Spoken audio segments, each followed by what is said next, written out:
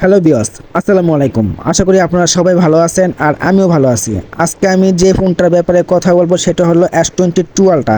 এটার সমস্যা একটা ইউনিক সমস্যা। সমস্যাটা হলো কি, এক ভাই তার ফোনের আর কি এলাকার শপের থেকে ইনসেল ডিসপ্লে লাগাইছিল। লাগানোর পর কয়েকদিন চালানোর পর আর কি ডিসপ্লেটা হঠাৎ করে নষ্ট হয়ে গেছে গা। তারপরে আমাদের ইউটিউব চ্যানেলে ভিডিও দেখে আমাদের শপে চলে এসে পড়েছে কী সমস্যা অথবা ডিসপ্লে চেঞ্জ করার জন্য আমাদের শপে চলে এসে পড়েছে। তারপর ভাইয়ের হাত থেকে ফোনটা নিয়ে চেক করে দেখলাম মার্কেট অরিজিনাল, যেটাকে মানে বলে আর কি মার্কেট ওএলইডি, সেই ডিসপ্লেটা লাগিয়ে দেখলাম সেই ডিসপ্লেটা আসে না।